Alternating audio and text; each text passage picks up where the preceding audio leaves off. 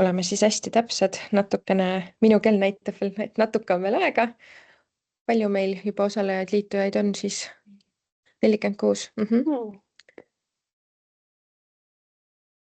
Aga nii, ma arvan, et me võime vaikselt peale hakata ja kui keegi jooksvalt liitub, siis saab liituda ja nagu te juba siis ka nägite, et me tänase infoseminariga salvestame. Minu nimi on siis Kadi Haljand. Mina olen Eestis loomemajanduse teemajuht ja minu kõrval on Katrin Pööra, kes on ettevõtluskonsultant ja kes räägib siis teile täpsemalt, aga mina jagan siis kõigepealt natukene tausta. Ajakava, milles me siis liigume, on siis teil silme ees, et räägime teile toetusest natukene lähemalt, millised on uued muudatused võrreldes siis eelmiste voorudega ja siis liigume küsimuste-vastuste poole. Aga taustaks, et enamus teist kindlasti ei vaja tutvustamist, aga kuna sellel korral on huvi on päris suur, siis tõin ikkagi silma ette, et kui me räägime loomemajandusest, millistest valdkondadest me siis räägime.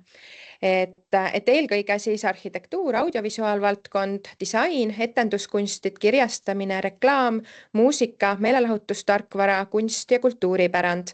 Ja siin siis kindlasti julgustan, kes ei ole veel vaadanud, et Kultuuriministeeriumi leheküljel on siis välja toodud ka sidusvaldkonnad, kellele siis samamoodi antud toetuse raames saab teenuseid pakkuda. Ja siin ma kohe tooksin välja selle, et seame oma mõtted siis sinna suunda, et kõik, mida me teeme siis selles voorus ekspordisuunaliselt, ehk siis siin voorus on meil kindlasti eesmärk ettevõtteid aidata ekspordile. Ettevõtluse Innovatsiooni Sihtasutus sai meil värskelt uue strateegia, mis on ka meie kodulehel nüüd tervikuna leitav. Kindlasti pärast infotundi saadame siis teile lisamaterjali ja lisame sinna ka EIS-i uue strateegia juurde. Aga mis ma siit tahaksin siis välja tuua, ongi see meie põhieesmärk on siis kasvatada koostöös ettevõtetega nende toodete ja teenuste teadmusmahukust ja ekspordivõimekust ning luua sellega Eesti riigile mõõdetavat majanduslikku väärtust. Ja antud juhul siis näemegi me teid kui meie partnereid selles põhieesmärgis, et kuidas me siis ikka nende ettevõtete hüvanguks toimetame. Ja meie siis suuname oma ressursid 4 tegevussuunda: teadus- ja arendustegevuste toetamine, ekspordi toetamine, investeeringute soodustamine ning elamumajanduse arendamine. Et antud toetus on siis eelkõige suunatud ekspordi toetamisele. Ja EIS-i vaates siis eelisvaldkonnad on kujunenud siis vastavalt TAIE arengukavale ja valik siis tugineb 3 kriteeriumil: tehnoloogiline potentsiaal, ekspordivõimekus ja tootlikkuse kasv.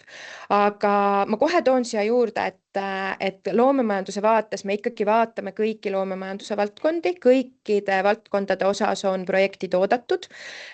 EIS-i siis enda suund on eelkõige siis teadmusmahukas loomemajandus. Nii. Aga siis lähmegi loomeettevõtjatele tugiteenuste pakkumise toetuse juurde, mis on siis meie tänase päeva põhiteema. Et eelmine voor, selle perioodi eelmine voor oli siis perioodiks 24-25 ja siin siis silma ees on teile siis eelmise vooru edukad taotlejad, kes said rahastuse ja siin siis nende juures ka lühike märge, mida nad siis, kellele nad siis tegid. Et kindlasti, kui hakkate oma projekte kirjutama,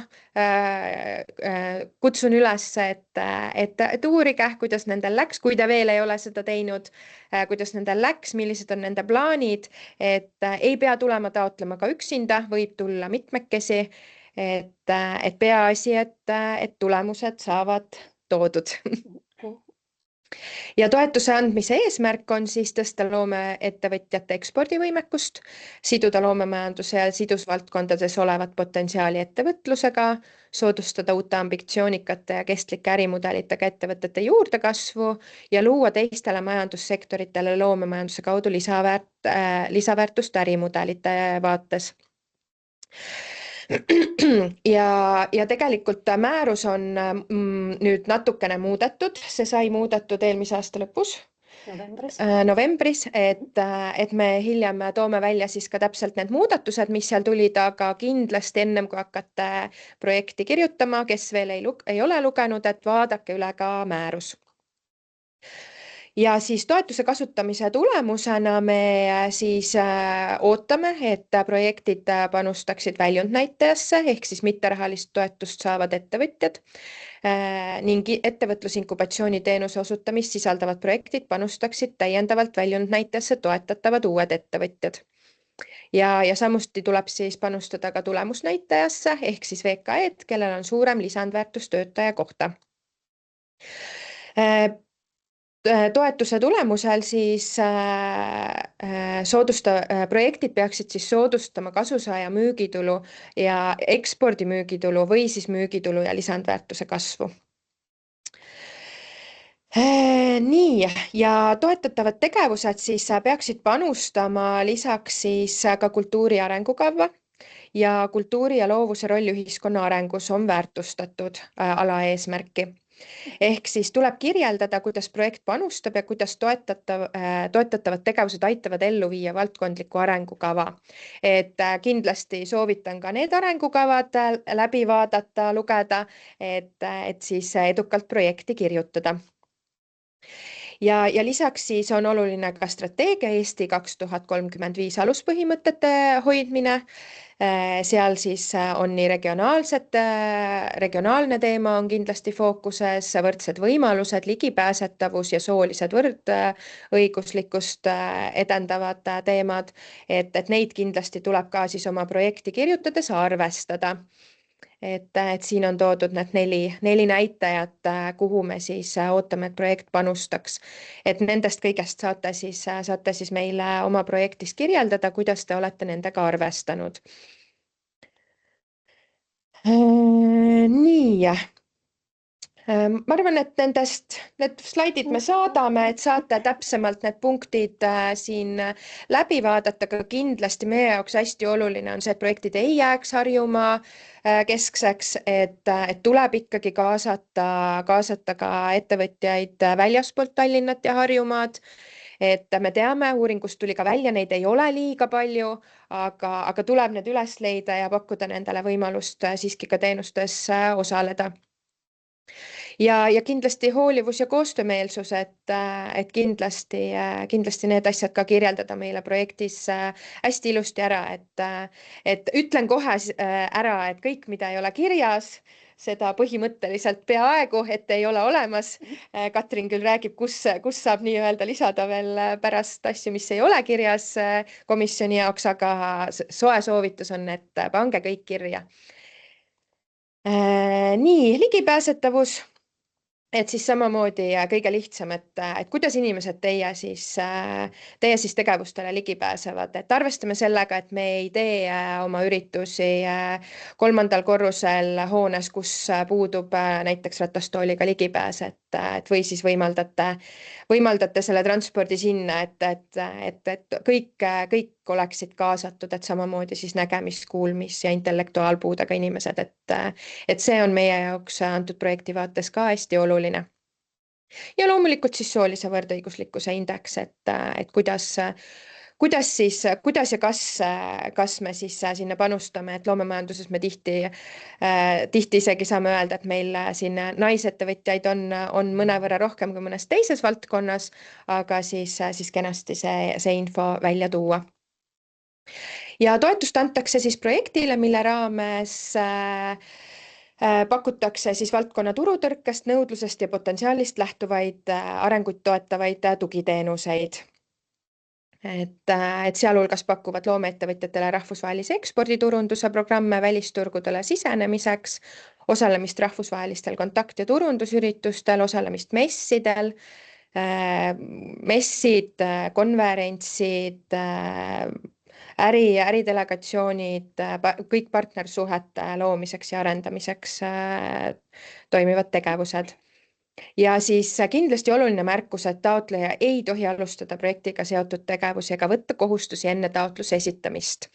Et see on siis hästi oluline, mida kindlasti jälgida, et ei tuleks pärast halba üllatust, et olete küll alustanud, olete tublilt teinud, aga antud projektide neid kulusid sisse arvata ei saa.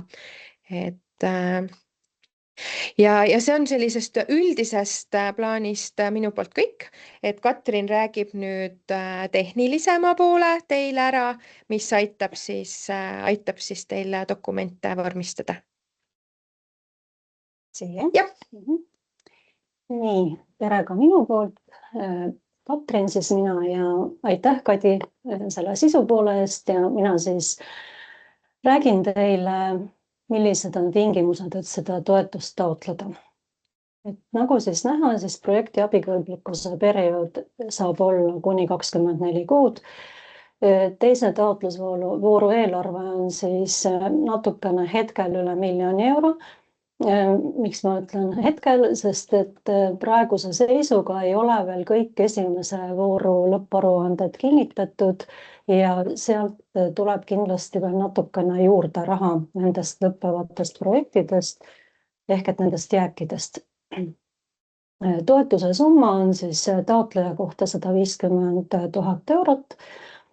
Toetuse maksimaalne osakaal on 70% abikõlblike kulude maksumusest, omafinantseering 30% ja sellest siis vähemalt 50% ehk pool peab tulema kasusaajatelt.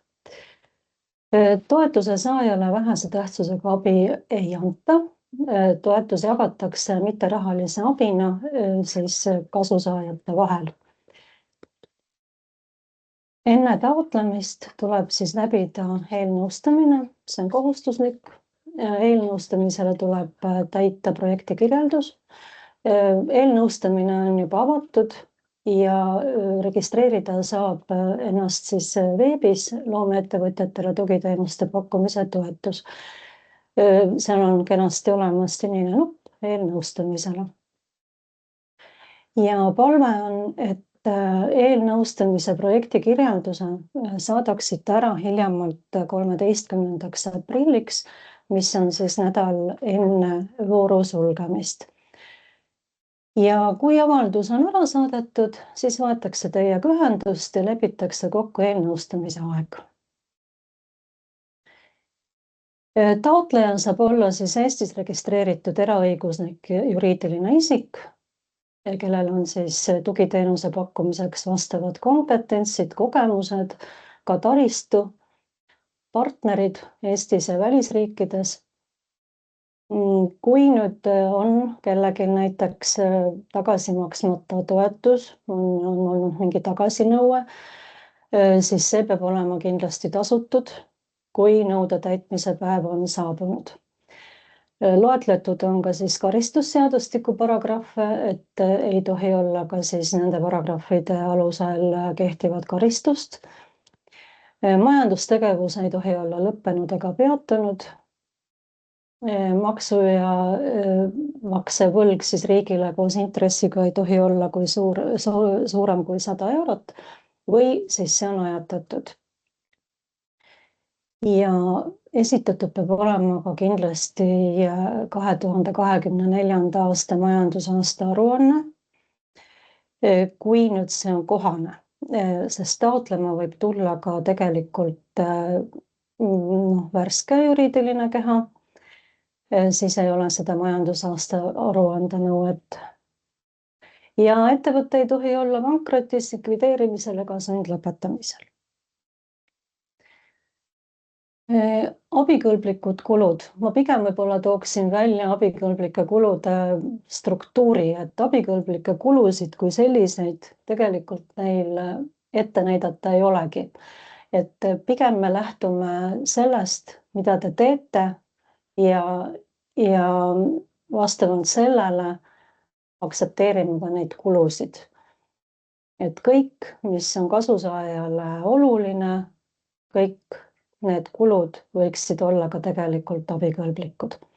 Loomulikult on teatud piiranguid, mis tulenevad siin Euroopa Liidu reeglitest, aga noh, ma tea, näiteks siin turustusvõrgu ehitamine või agendi palkamine, aga siin ilmselt selles meetmes võib-olla selliseid kulusid ei teki. Aga kulude struktuur siis, et on võimalik siis tugiteenuseid sisse osta läbi sisseostetavate teenuste. On võimalik projektimeeskonna koolitus, lähetus ja personalikulud, aga siin on muidugi ka piirav tingimus, et see kõik peab mahtuma siis 30% sisse projekti eelarvest ja seda arvutatakse ilma kaudse kuluta. Kaudne kulu tähendab siis seda, et igale kulule liidetakse nii-öelda vaikimisi otsa veel 5%. Seda kaudset kulude summat see ei kontrolli, et need kulud või see summa jääb siis teile nagu enda äranägemise järgi kasutamiseks. Ja on võimalik siis avalikkuse teavitamiseks kasutada ka vahendeid. Näiteks, kuna teil on pikad projektid, kuni 2-aastased, et kui on vaja näiteks ürituse korraldamiseks, et on selline statsionaarne roll-up või on näiteks soovite lamineeritud teavitamise tahvlit endale keskusesse panna üles, et siis sellise kulu jaoks on tegelikult lubatud siis eelarve. Ja olen teinud ka sellise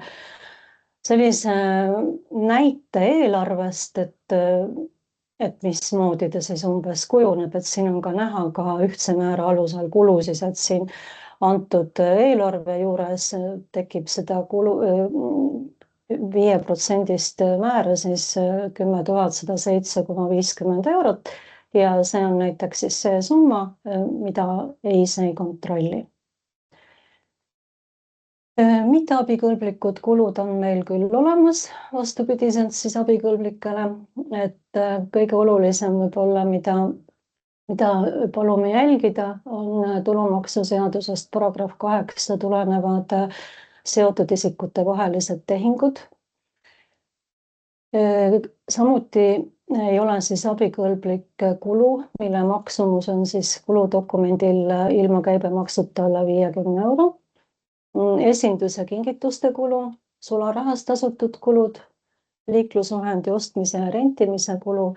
Siia juurde ütlen kohe seda, et kui näiteks toimuvad lähetused koos kasusaajatega, näiteks messidele minekud, siis rendiauto võtmine ei ole lubatud, et oleme lubanud taksosõitu. Immateriaalse ja materiaalse vara soetamise kulu ei ole samuti mitte abikõlblik sellest meetmest ja personalikulude puhul ei ole siis puhkusetasu abikõlblik. Taotlusvoor avaneb siis järgmisel esmaspäeval ehk 16. märtsil kell 9 hommikul ja sulgub 20. aprillil kell 16:00.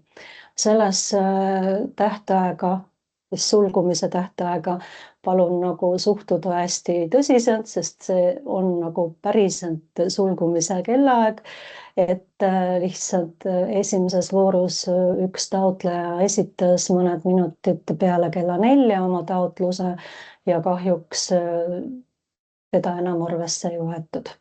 Et katsuge siis oma taotlus päeva esimeses pooles ära esitada, kes jääb sinna 20. aprilli peale. Taotluse siis saate täita struktuurfondide e-toetuse keskkonnas ja taotluse näidisvormid on kõik tegelikult tugiteenuse pakkujate veebis meil üleval. Et kui hakkate taotlusvormi täitma, et soovitan täiesti võtta selle taotlusvormi ka veebist endale alla laadida, et seal on kõik samamoodi abiinfot ja kõik olemas, et võib-olla niimoodi natukene kergem täita seda taotlusvormi. Ja projektiplaan ja projekti tegevuskava on siis EIS-i ette antud vormidel. Siin olengi teinud üks ekraanipildi ka, et kui te nüüd sisenete sinna e-toetuse keskkonda, et siis taotlusvooru nimi on sel korral siis loomeettevõtjatele tugiteenuste pakkumise toetus ja 2026 aasta on seal lõpus.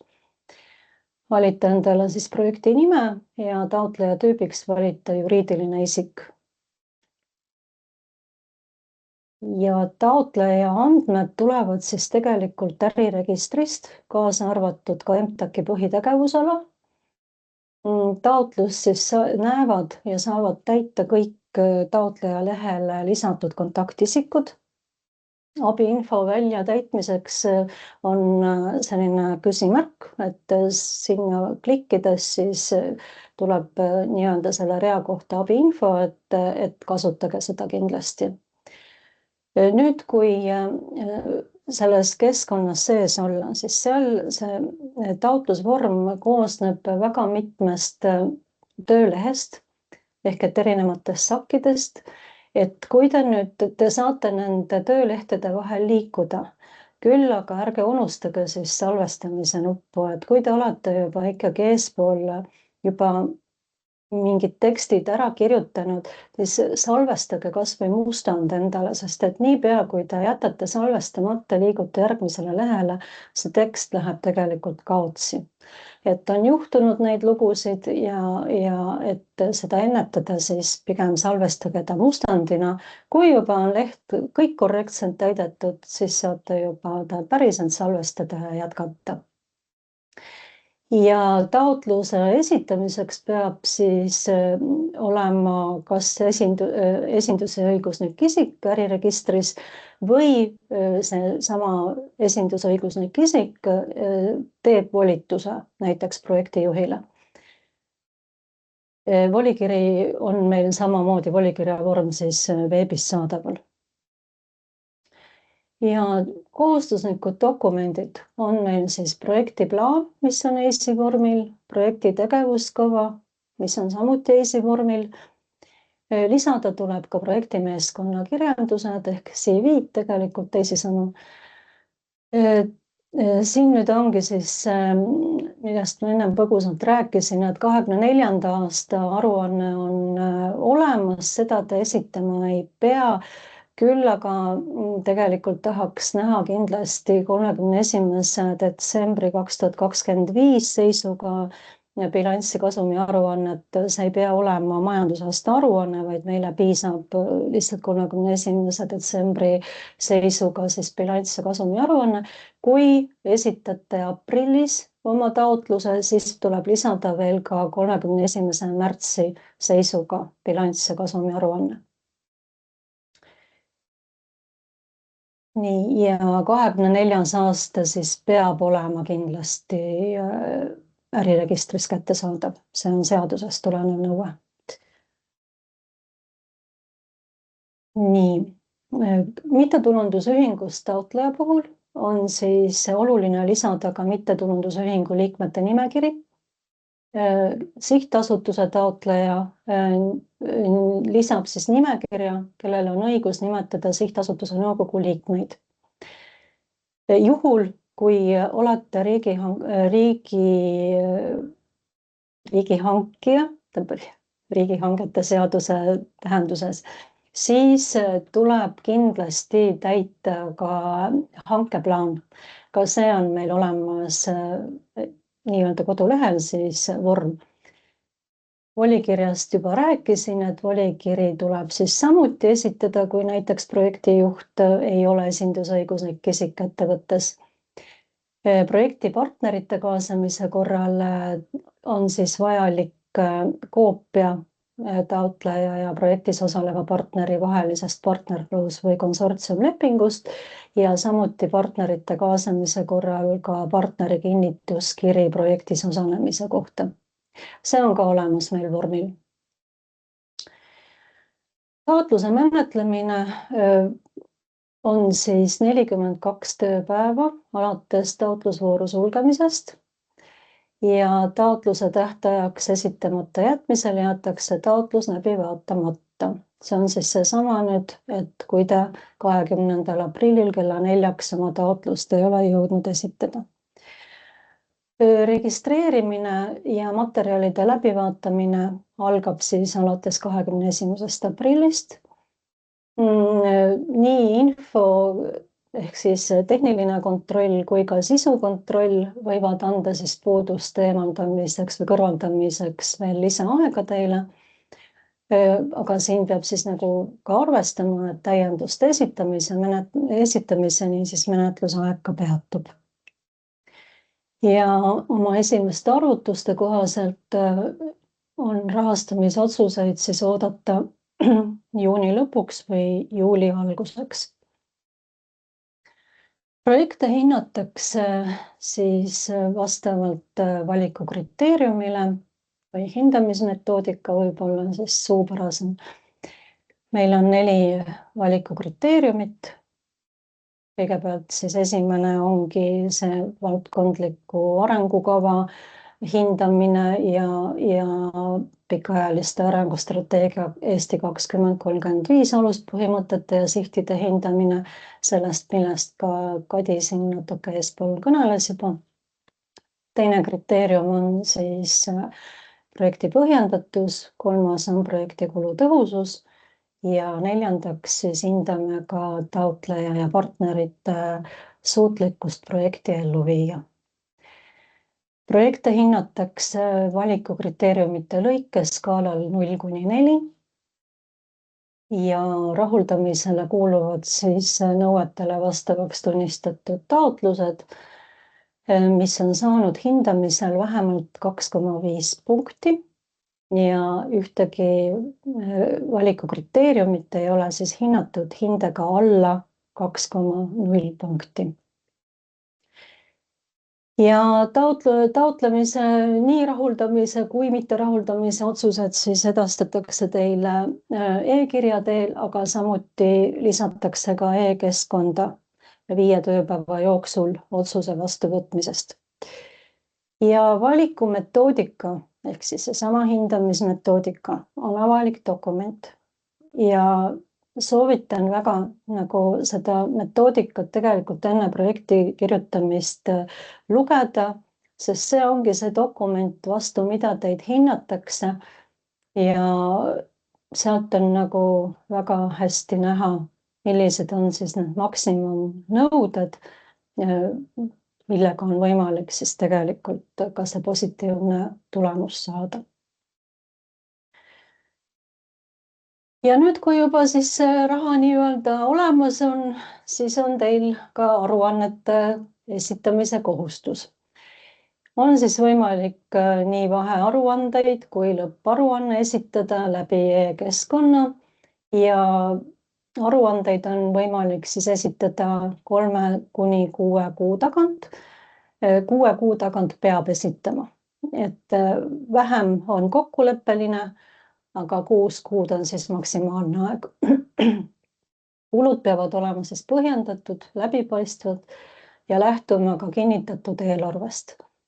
Kui juhtub, et muutuvad kulud, siis sellest kindlasti või see kokkulepitud tegevuskava muutub, sellest palume kindlasti siis oma konsultandiga ka nagu läbi rääkida ja seda siis teha enne, kui aruanne sisse tuleb.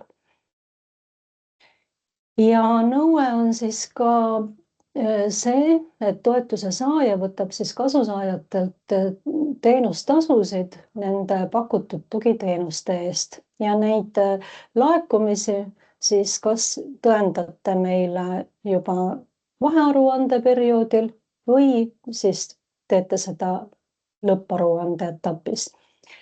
Aga tõendamiseks sobib siis kas pangakinnitusega päris nagu pangakonto väljavõte või pangakinnitusega maksekorraldused.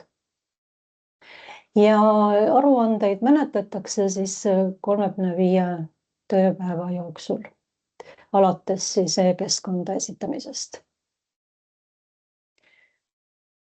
Siia olen välja toonud ka nõuded projekti elluviimisel, mis on siis seotud suuresti ostumenetlustega ja ühendmääruse paragrahv 11-ga, ehk et siis mismoodi tuleb käituda, kui on ostusumma kuni 20 000-ni ja need vahemikud on, ma olen toonud ka linke siia, et kui läheb üles see PowerPoint meil, siis vaadake kindlasti, saate siit vaadata, et võib-olla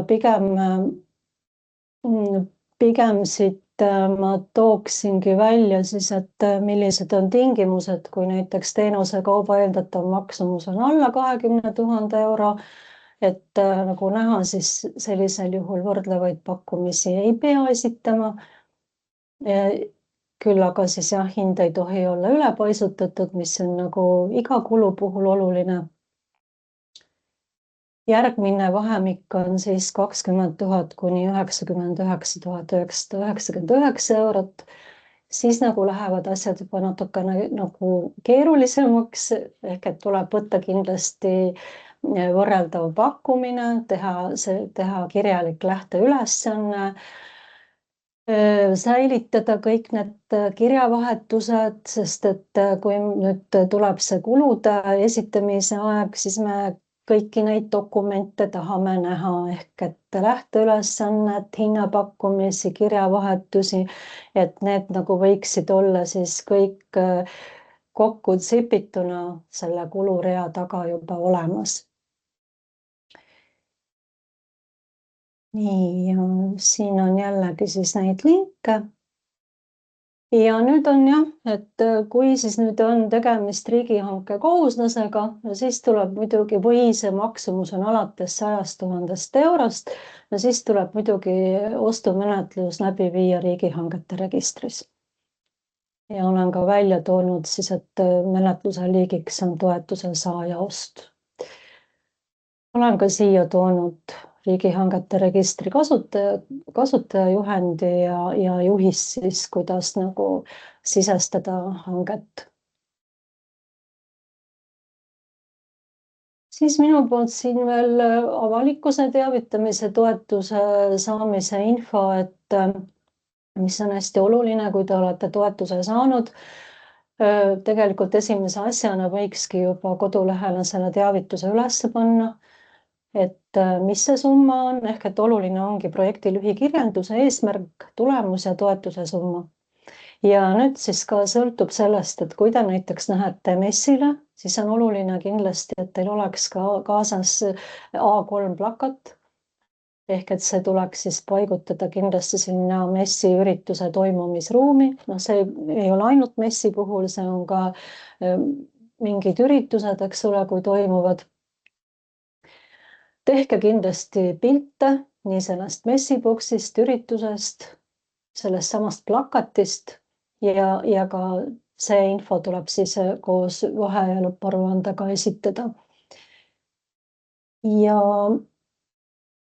olen siia ka teavitamise lingi pannud. Siin olen pannud ka logode failide lingi ja ka määruse lingi ja kindlasti kasutage siis kaasrahastatud Euroopa Liit.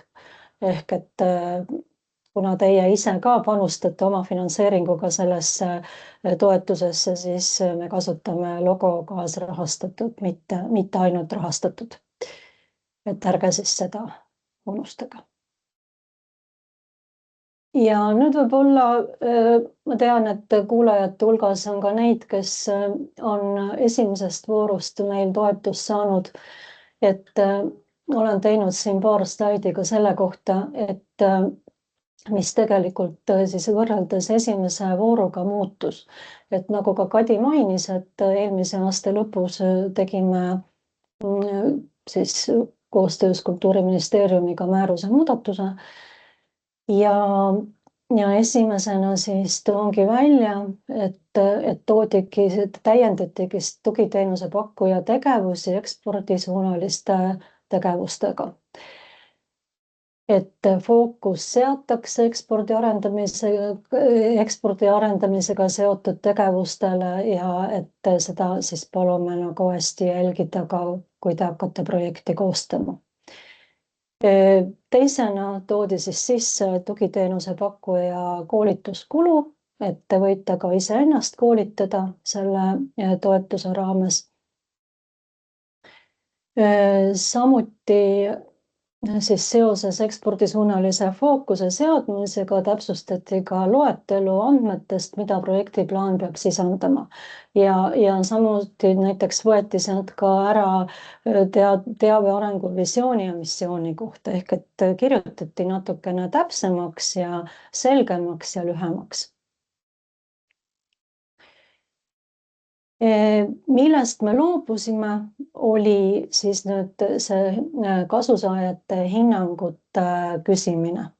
Esimeses voorus me tegime seda, me nägime, et täitsite seda tingimust väga hästi. Me oleme täiesti veendunud, et te küsite seda nagunii, ilma selleta, kas EIS seda küsib või ei küsi. Ehk et me tegelikult siis loobusime sellest, et uues voorus enam neid hinnanguid meile esitama ei pea.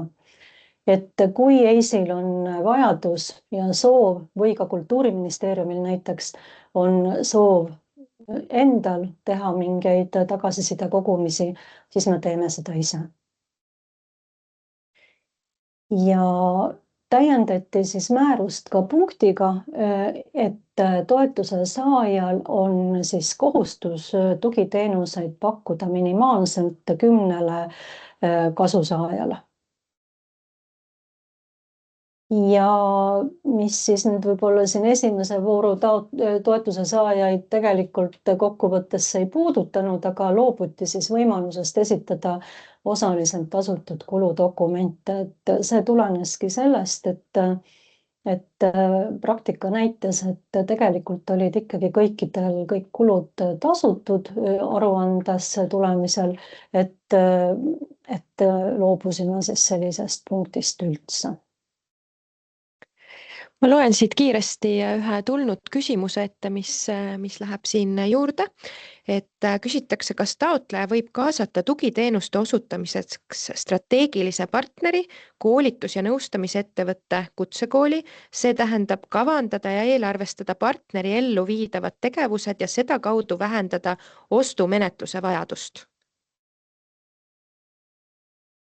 Väga pikk küsimus. No kokkuvõtlikult ma saan aru, et küsimuse eesmärk on see, et kui juba partneriks on koolitus- ja nõustamisettevõte, kes hakkab kasusaajaid siis koolitama ja nõustama, et kui ta võtab tema projekti partneriks, ehk siis nad ise projekti meeskonnaga viivad koolitused ellu, et kas sellega annab siis vähendada ostumenetluse vajadust? Tegelikult on, kui see summa on tegelikult siis see personalikulu katab siis... Ta võtab partneri, võtab ta projekti partneriks, eks ole. No jah, põhimõtteliselt küll. Aga siis tuleb ikkagi jälgida seda personalikulu protsenti, et sealt ei läheks. Täpselt. Nii, aga jätka. Ja ega tegelikult me olemegi jõudnud suhteliselt lõppu, et siia ma olen pannud veel kord siis vooru ajakava, et voor algab, millal lõpeb ja hindamiskomisjon on juuni teises pooles, otsused siis juuni lõpp, juuli algus ja jätkame ka seda traditsiooni, et taotlejad saavad tulla siis hindamiskomisjoni oma projekti ise esitlema. Ja minu poolt on ka kõik, et kui nüüd on küsimusi, et siis me Kadiga hea meelega vastame. Nii, ma loen siin vahepeal ühe tulnud küsimuse, mis oli minu ettekande ajal, et kas toetatavad uued ettevõtjad on programmi jaoks uued ettevõtted, ehk siis pole varem toetust saanud või mõeldakse täiesti uute ettevõtete käivitamist? Ja me ikka mõtleme, me võtame seda äriregistris asutamise tähtpäevast, ehk et kuni 3-aastane ettevõte on meie jaoks uus ettevõte. Ja nüüd tegelikult, kellel on küsimusi, võib omal mikrofoni sisse panna ja küsida täitsa häälega, et enam ei pea trükkima siin chatti.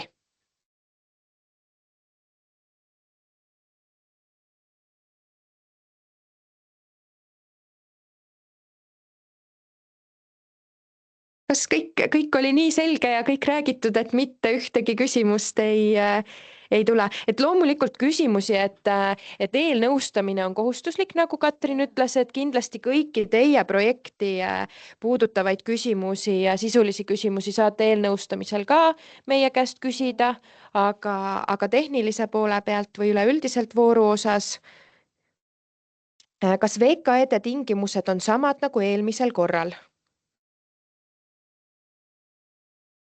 teada ei ole siin küll midagi muutunud. Kas äkki soovitakse täpsustada, et mida täpsemalt silmas peetakse selle VKE tingimuse puhul? Ma ise eeldan, et võib-olla see suurettevõtete kaasamise... Ja, et toetus on ikka ainult VKE-dele, suurettevõtjad ei ole lubatud. Taotleja ise võib olla suurettevõtja, aga ei tohi siis olla kasusaaja suurettevõtja. Aga jah, et ka eelnõustamisel me saame läbi rääkida kõik teie mõtted, kõik küsimused, mis võib-olla selleks ajaks tekivad, et keskeltläbi selline tund aega kulub selleks eelnõustamiseks.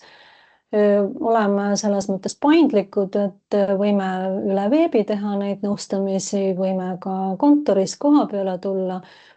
Kui keegi soovib meid enda juurde kutsuda, võime ka koha peale teie juurde külla tulla, et selles mõttes valikuid on, et andke teada. Tere, ma küsiksin ühe küsimuse. Signe, olen Tartu loomemajanduskeskusest.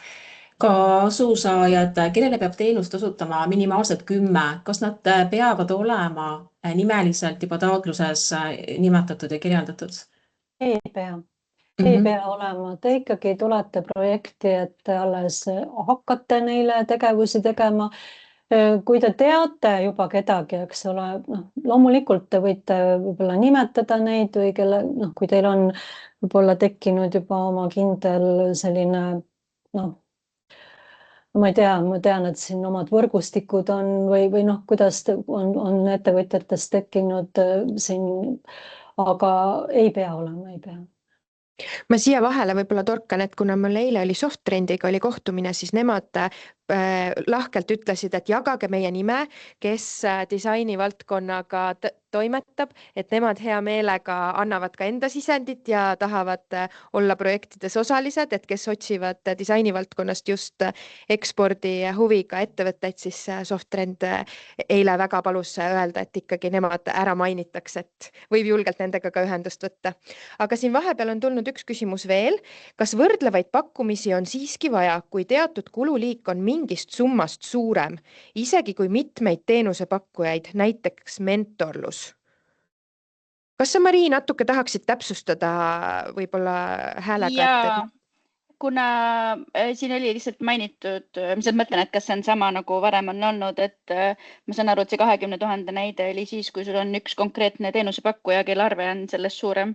Aga eelmisel korral ma mäletan, et oli ka küsimus see, et isegi kui pakkujad on erinevad, aga kui teatud sama tüüpi kulusid on rohkem mingis summas, siis tegelikult oli vaja ikkagi kõigilt nendelt nii-öelda väiksematelt pakkujatelt ka ikkagi võtta pakkumisi. Katrin vist saab aru, mis ma küsin. See on natuke keeruline selgitada. Aga... Selles mõttes, et jah, et eks kui nagu projektis ongi hästi palju nagu ongi mentoritega seotud kulusid, siis me ikkagi tahame, et oleksid võrreldavad pakkumised olemas. Et jah, nii oli. Aga seal on mingi summa, millest alates või mõtlen, et kui on näiteks ala reisikulud mingist summast suuremas või mentorluste või koolituste kulud, et siis teab, et tegelikult igast väiksest summast kõige kohta võrdlemisi pakkumisi hea meelega muidu ei võtaks, on ju? No reisikulusid me oleme alati vaadanud, eks ole, nagu aruandepõhiselt, ehk et kui on mingi suurem reis, ma ei tea, suurema seltskonnaga kasusaajatega kuhugile minek, ja need reisiteenuse kulud lähevad üle 20 000, siis on kindlasti tarvis võtta võrreldav hinnapakkumine. Et seal on see loogika, et samaliigilised teenused summeeritakse ja siis tuleb arvestada seda 20 000 sinna juurde. Jaa. Okei, nii et tegelikult ei ole küsimus selles, et üks teenusepakkuja arve oleks üle 20 000, vaid kui on mingit teenust kogu projekti jooksul käsitletud suuremas summas kui 20 000. Kas nii? No ikka jah. Selge. Aitäh.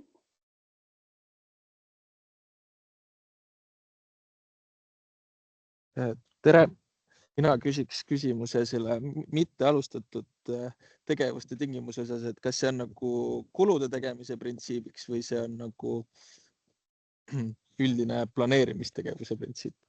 No pigem ikka kulude koha pealt. Oma tegevusi võite te ikkagi teha, et kui te ikkagi juba olete sellist naadi tegevusi eelnevalt teinud, siis te tulete ju nii-öelda projekti siis tegema ütleme näiteks sama asja või jätkutegevusi, aga lihtsalt kulud, mida meie katma hakkame, saavad olla siis alates projekti algusest peale. Et sealhulgas siis ka palgakulu, et seda, mis enne nii-öelda olete oma aega sisse panustanud enne projekti esitamist, et seda siis palgakuluna projektiga koos esitada ei saa. Näiteks vabandust, et ma küsin, et arusaadav, kas sellisel juhul ka nagu võivad mingid need tegevused tegevusplaanis toimuda ka enne tegelikult otsuse teada saamist, et me oleme need kulud teinud peale taotluse esitamist, aga need asjad juba sünnivad? Ja tahtsingi ennem öelda, et projekt saab alates sellest kuupäevast, kui te e-toetuse keskkonnas projekti nii-öelda ära kinnitate ja meile teele panete.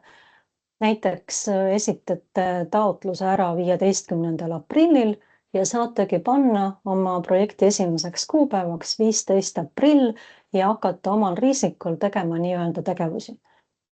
See, et meie tuleme seal oma otsusega juuni lõpus, see nagu teid siis juba nagu ei sega, et te teete juba nagu oma tegevusi, eks ole, alates sellest esitamise ajast.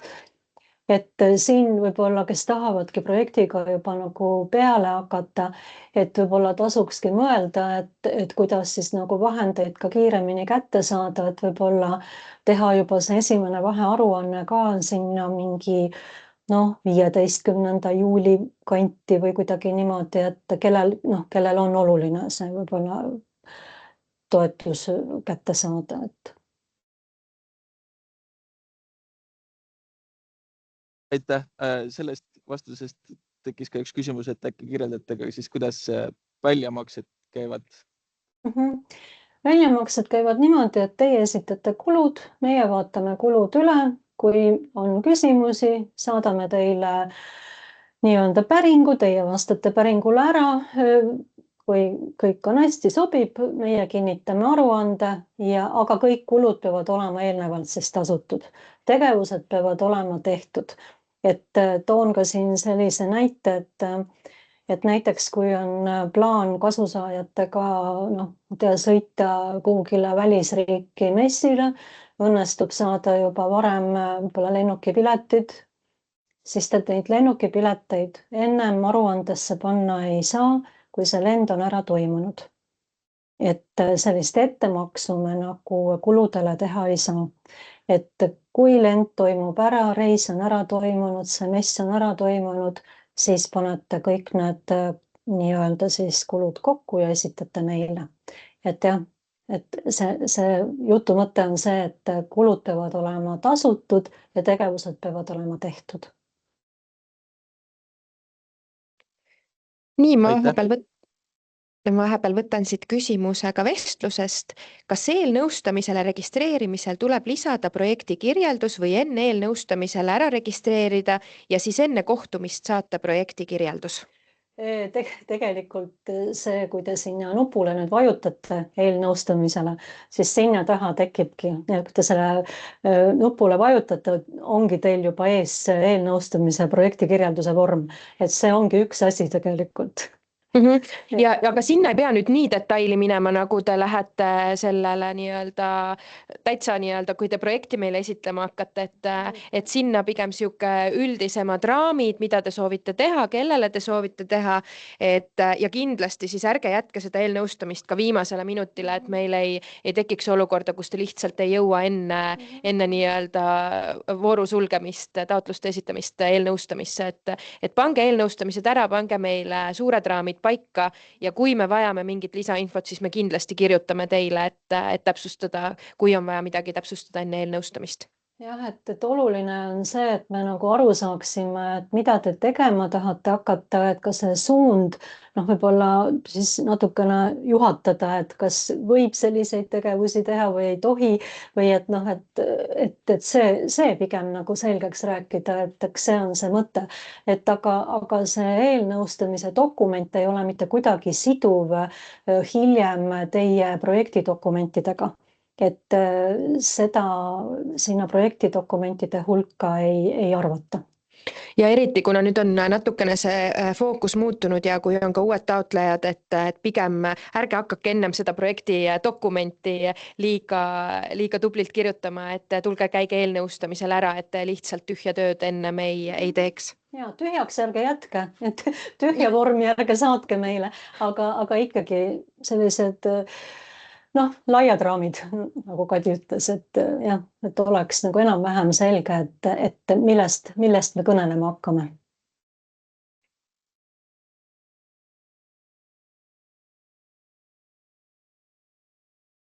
Nii, kas meil on veel küsimusi?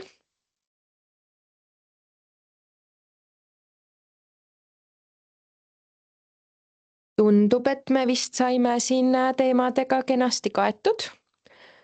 Kas Katrin, sul on veel midagi, mida sa tahad? No ütlen veel seda, et slaidid paneme kodulehele ja salvestuse paneme kodulehele samuti. No siin läheb paar päeva ilmselt aega, et slaidid ilmselt saame kiiremini kodulehele üles panna. Ja igal juhul, kui on küsimusi, julgelt võtke ühendust, helistage, kirjutage, et oleme olemas. Kuulame teid. Soovime aidata nii palju, kui oskame. Aga kui rohkem nüüd küsimusi ei ole, siis võime oma infotunni kokku tõmmata, et oleme küll ajast natuke ees, aga kui saime kõikidele küsimustele vastused, siis soovime teile ilusat päeva ja head mõtlemist ja kindlasti registreerige siis eelnõustamisele ja pärast seda ka edukat projekti kirjutamist. Kirjutamist teile. Aitäh! Käimist. Aitäh!